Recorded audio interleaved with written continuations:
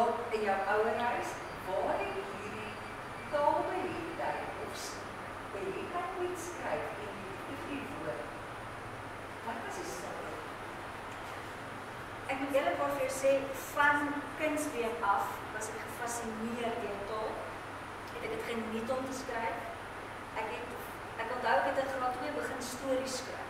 Sommige nonsens, sprokies, 6, soos normale kinders.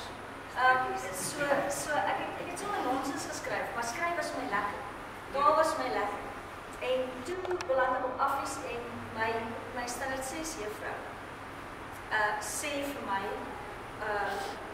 of ek het vanaand met haar kontak gehad en ek wil haar in haar afwesigheid ook eer. Ek het haar geken as Professor Sant Pieter, so sy is nou baie. Maar sy het letterkunde met ons gedoen en goed vir my oopgebreek en vir my geleer om goed te waardeer. Sy het ongelooflik baie in my selfvertroue beweeg. So baie van wat hier vanaand tot stand gekom het, kan sy beheer regtig. En sy het my blootgestel aan NP van Bytelou, wat juffrou Vriend nou aangehaal het vroeër, wat Martin Shakespeare van Afrikaans is, groot gees is. So dit is 'n uitgemaakte saak dat ek sou verder gaan met die tale. En wat gebeur het in my universiteitsloopbaan, is dat toe ek nou vir die eerste keer met die harde realiteit van die wêreld, van die lewe gekonfronteer. Jy weet, daai dag wanneer jou naïwiteit van jou gestroop word en jy kliphard kennis maak met hoe wreed die wêreld kan wees. Daai dag het ek my troos in die woord gevind. Want die gedigte van byvoorbeeld Tosius wat skryf, o God, dit brand. Verstaan, jy kry hoendervleis want goed, hy het 'n kind verloor, dis nie my pyn, maar dat jy 'n emosie kan ervaar wat jy teen die Here uitroep. Dis so seer, kan ek nie verwoord. So daai letterkind het my getroos. En aan die ander kant, die teologie of die Bybelkunde wat ek op daai stadium gedoen het, dan lees jy nou Job, wat ook digkuns is. Die hele boek Job is net een lang gedig. En jy lees hoe met die woord daar omgaan. So die kombinasie van die goed, troos jou siel, tel jou op en leer vir jou, maar weet jy, jy is nou nie die eerste een wat vir die Here vra, hoekom het ek so swaar kry, of hoekom het hierdie met my gebeur nie. Daar is Israeliete wat 1000 of 10.000 jaar terug al vir die Here gesê, hoekom hoor u ons nie? So met die gevolg is, daar is in literatuur, letterlik, is daar troos, is daar hoop. Dit is baie so mooi, en ek dink ook, dit is wat ek vandag net nou gesê het, is dat die drie argumente wat ek van Bytelou gesê het, is ek dink ook, as jy dit nog iets gesamenlik van hoe jou liefde die literatuur jou begryp het, is omdat die leerkrag wat het jy oorgedra het, daardie drie argumente bevat. Dieselfde met jou, ek dink enig iemand wat 'n liefde het vir die woord, daar is dit wat ek altyd sê, dat ek het een van my gedigte ook geskryf dat dit is erger as om met in te mors as met water. En dit is so die waarheid, want dit is wat jy presies nou wat jy aangaan het. Goed, dit jy nou besluit, ek probeer het nou net so bietjie vinnig aan. Jy het nou besluit, dit is waarom jy lief is vir literatuur. Wat het gebeur? Wat het jou laat besluit? Nou gaan ek 'n roman skryf. Waarom 'n roman? Waarom nie digkuns nie? Want ek dink jy sal uitstekende digter wees. Dit is ietsie wat ek wil vra of jy dit ooit die ander genres van literatuur sal ken. Maar jy het nou besluit jy wil 'n roman skryf. Jy het nou gesê dat die liefde vir literatuur is verlaat. Die dryfkrag, het jy getok daaroor of jy dit moes doen of nie moes doen nie. Net kortliks dit en hoe jy die proses toe verloop tot by die publisering daar. Voordat ons kom uit dat ontwerp doen. Kortliks, ek glo nie ek is 'n goeie digter en dankie vir die compliment, maar omdat digkuns is 'n baie fyn kuns.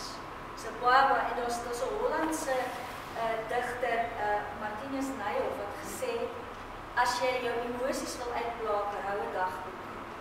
Want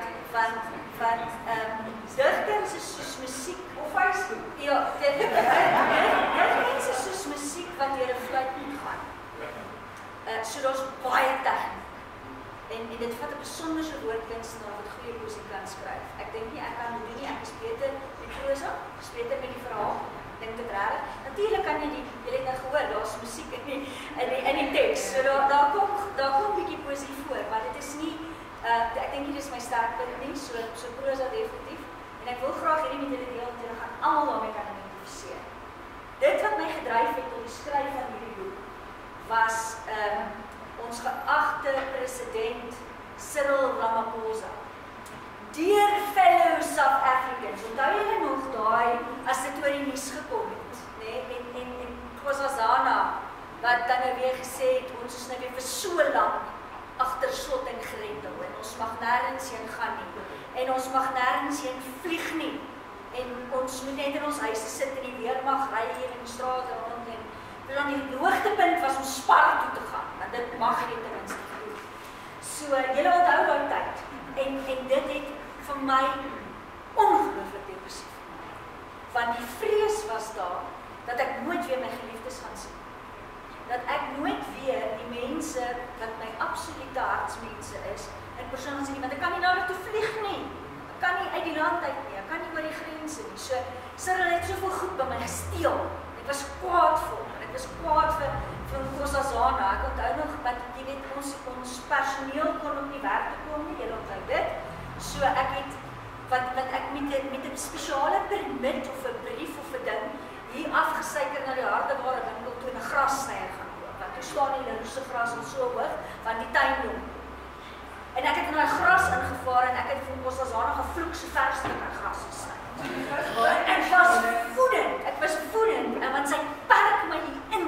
Sy hou my hier vas en ek kan nie by my mense uitkom nie. Dit maak my waansinnig. So toe vat ek daai pyn en daai seer en ek trek my mense in die storie. Ek wil nou net sê, toe bring jy die mense huis en ek is in plaas van dat jy nie vir hulle kuier nie, so kom ek bring hulle huis. Al hierdie daai dit is ja, ek dink dit is baie mense se oorlewing gewees gedurende daai tyd. En ek sien ook baie kunstenaars, baie skrywers wat wonderlike produkte om met uit daar te bring. Die bladontwerp en die titel, waarom druppels en drome en die titel en die bladontwerp, vertel ons daaroor. Nou, die boek gaan, ek gaan nou weer die boek gaan oor 3 jong mense se oorgang na volwassenheid. So dis 'n drempel wat jy oorsteek wanneer jy kind wees, onskuldig, sorgvry wees, agterlaat en volwasse wêreld tree. En die kinders het almal drome gehad. Hulle het almal voorstellings gehad, ideale gehad van hoe hierdie volwasse lewe gaan lyk. Hoe dit gaan uitspeel. En hoe hierdie drome dan aan skerp span. Want soos jy vir vriende altyd sê, die lewe gebeur. En dan is die ideaal nie die werklikheid. En hoe jy dan daarmee omgaan. Want soms moet jy dan 'n nuwe droom kry. Soms kom daar dan 'n ander droom in die plek van die oorspronklike droom, maar jy mag nie ophou droom. Want as jy ophou droom, hou jy op met lewe. So daar moet 'n droom wees, daar moet 'n ideaal wees. Al kom jy met krompelpaaie by hom uit of ompaaie by hom uit. En dan moet jy nog baie drempels oorsteek voor jy by die droom uitkom. Dis nie moeite werd om vas te hou aan die droom. En toe ek nou die titel besluit gesê maar dis 'n mooi alliterasie. So dit was mooi want hy kan nie so lekker in Duits vertaal nie. Want 'n drempel in Duits is 'n Schwelle. So Schwelle en Traum, dit werk nie. So Duits vertaal? Ek wil baie graag want al die Duitsers wil dit sien en lees en ja. Okay, en dis baie eenvoudig. Die prentjie daar is hierdie 3 kinders wat sorgvry plaas groot word. Die storie speel af in Bethel. Maar dit kan enige plattelandse dorp wees. Dit hoef nie noodwendig Bethel te wees. Ek het nou maar net vir Bethel geskryf omdat my ma daar gebore is en ons familie daar het so ken die dorp so bietjie. Ons het baie daar gekom toe ek 'n kind was. So ek kon my Bethel en die omgewing in Bethel baie mooi voorstel. Beter as ek byvoorbeeld sê Ottosdal sou kon voorstel. So dit moes 'n Hoëveldse plek wees, maar dit beteken nie noodwendig dat dit op Bethel spesifiek gerig is of gebaseer is. Wat ook my nodig van die bladontwerp is die kyk in die kinders se oë. Die een is totaal uitwindend, dit is daar totaal onskuld in die vrye. Die ander kinders se oë is af, en die ander een het amper nie die uitdrukking nie. So iets asof hy weet, daar is iets ver agter sy oë wat hy weet, wat anders ook nie weet nie. En ek dink dit dra ook by hoe die mysterieuse resultaat van die einde. Ek wil nie, jy moet te veel sê oor die boek nie, want jy klaar een beetje die klap van inhoud waarvan ek hou. Maar ek wil ook verder gaan om te sê dat hierdie, sy beweer dat druppelsyndrome totaal fiktief is. Ek sê dit net dominietjies, maar toch is daar baie geografiese ervaringe wat daarin is. So ek wil een bietjie vir vra oor die geografiese ervaringe en dan ook is daar karaktereigenskappe van Lena, Sonja, Joshua. Is daar is ook eigenskappe van werklike mense daarin? Of is dit maar net iets wat in jou kop gebeur? Dit van selfsprekend gebeur. Het is makkelijk om die vraag te antwoord en ek kan die twee van mekaar skei. Die storielyn is fiksie. Nee, absoluut. Ek was nie swanger in die so raam vry rustig. So die storielyn is absoluut fiksie. Hoewel daar momente is in die verhaal wat deurleef is. Wat ek nie nou noodwendig gaan verklaar nie. Die karakters egter, elke liewe kind, is gebaseer op 'n werklike mens. So hier is van julle wat my goed ken, wat onmiddellik gaan weet, daai ek was nie swanger met so maar weet. So met die gevolg is dit was gisterand baie interessant want ek het om 'n windhoek bekend gestel en klomp van die mense waar ek karakters gebaseer was daar en toe ek voorlees, toe gegil hulle almal want hulle mekaar herken. So dit was baie oulik. Maar so die karakters is eg, maar die storie is opgemaak. En dit is groot die boek gelees het. Dit is baie fyn vervlek.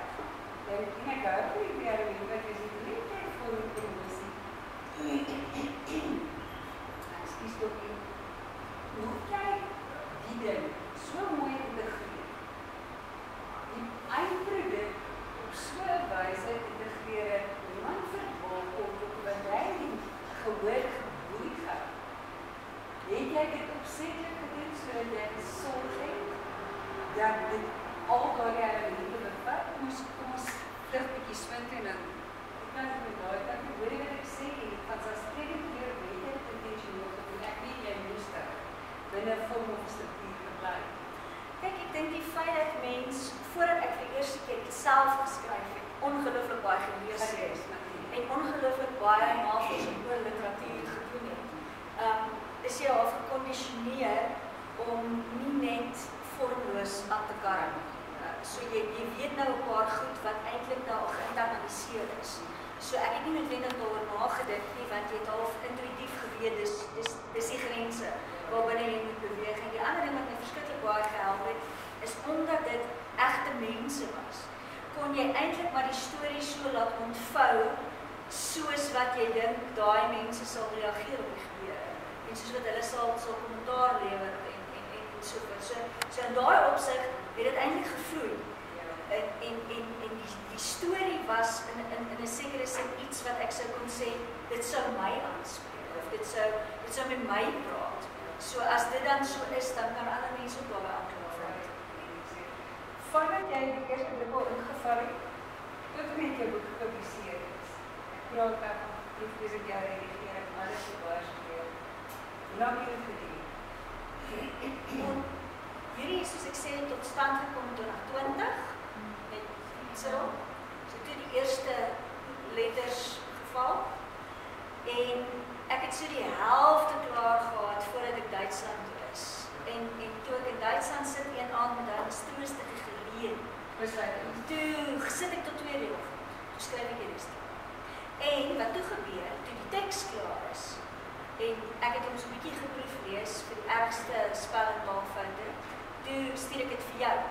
En toe sit jy in die haarsalon op Bethal, en jy lees die ding en jy sê, dit is so mooi.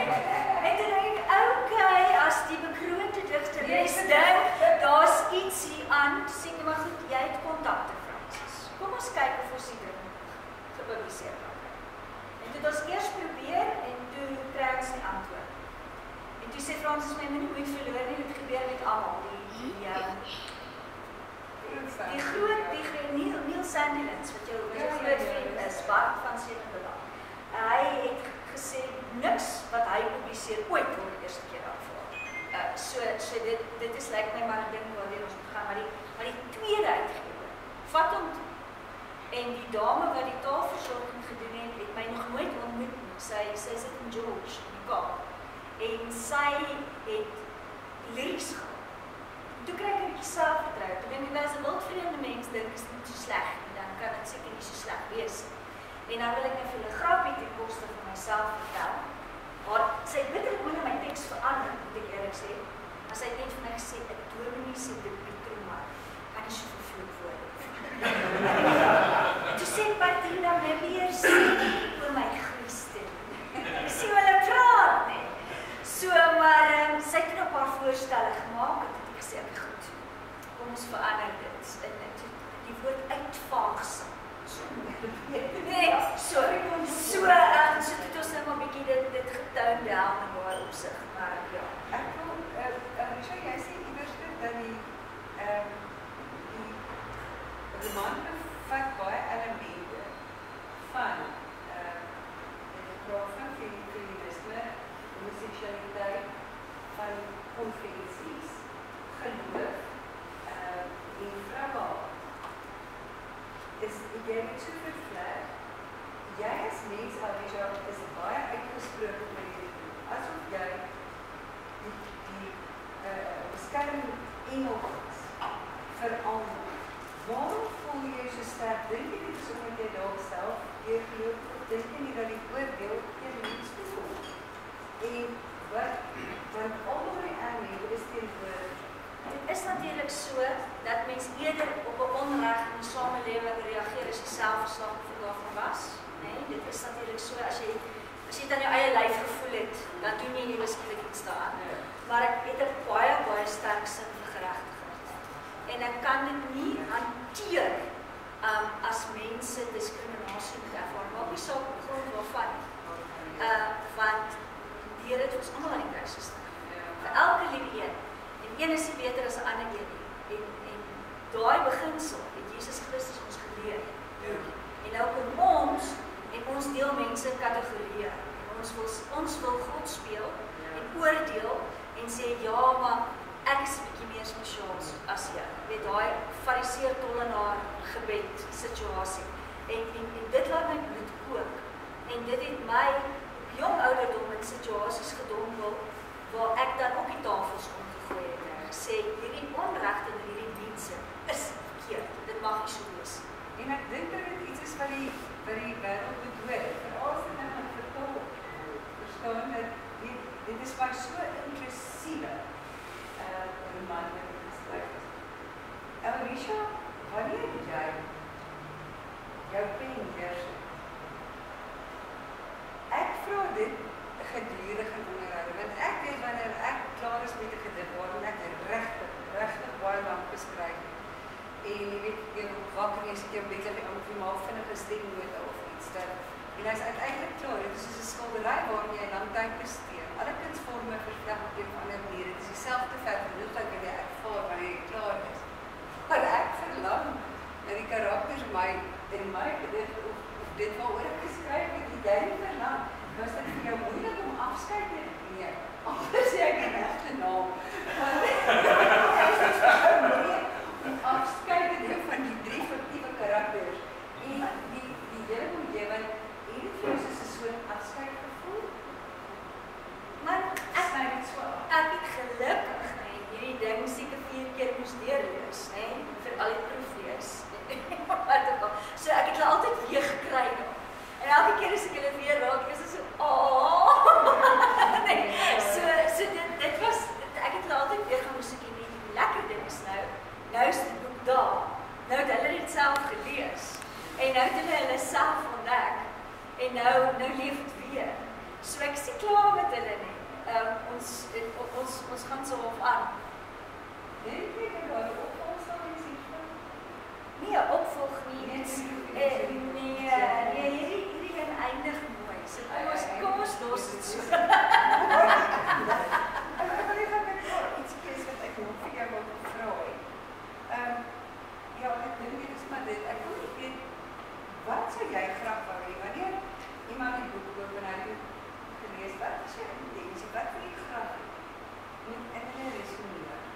Dis twee goed om te doen. Een is dat mense begin nadink oor die strukture in ons samelewing, oor die konservatiewe Afrikaanse konvensies en die uitwerking daarvan op individue wat nie in hierdie boksies inpas nie, sodat ons net 'n bietjie sal nadink. Want die oomblik wanneer, jy weet, kom ons vat nou 'n vreeslike aktuele tema soos homoseksualiteit. Dis maklik om oor die tema te praat. Maar die oomblik as dit my kind is en hierdie ding in die gesig, nee, en dan ek het dit so dikwels in die pastoraat ervaar dat die ouers dan sê, "Jong, ek kan my kind verwerk." En dis wat ek wil tuisbring in die boek, om te sê, hierdie mense het naam, hulle het siele, hulle het gevoelens, hulle voel hierdie verwerking, hulle voel hierdie seer, en dat ons 'n bietjie daaroor nadink. Dis die een ding. Die tweede ding is regtig hoop. Ek wil hê mense die boek lees en sê, al hierdie gemors het gebeur, maar ons is heel ander kant uit en die son skyn.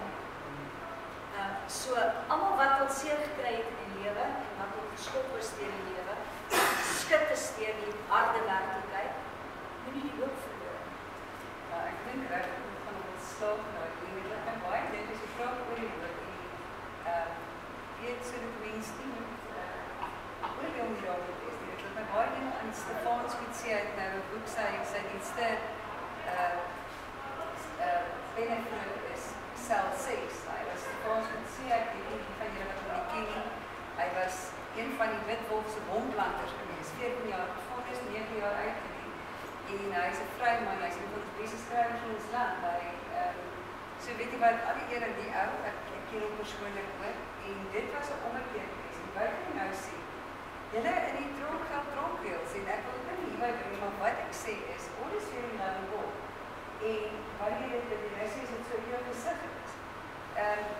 Die totale nie oor en inclusiviteit van almal, daarin van Big Pine, ek weet nie waar die ander ouds gaan nie, dit is 'n ongelukkige sterk, dit is daar en ons moet nie, ek inmors nie, en ons moet nie, Aloysia baie geluk in die wonderlijke, wat sê die gaan van Vriendensverke gaan, wat leef voor, waarvoor het jy dit, wat is volgende, wat is volgende? Volgende gaan baie rover wees. O, lekker, ons is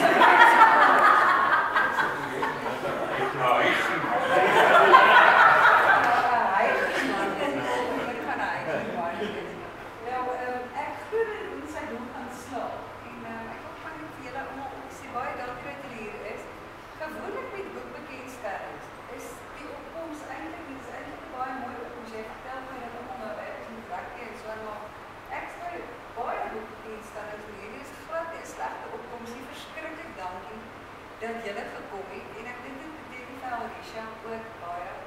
Ons is ongelooflik trots op jou. Ag, my hart moet sommer nou seer, en dit is so lekker om te sien wat bron uit die saadjies wat mense iewers oor jou pad neergooi, en dat dit net onvrugbare grond geval het. Mag die saad met jou voeding ook voorbereid wees. En ek dink ons kan almal saam met daar drempels en rolle oor die drempel dra en ons breek vanaand 'n bottel champagne teen die boeg van hierdie skip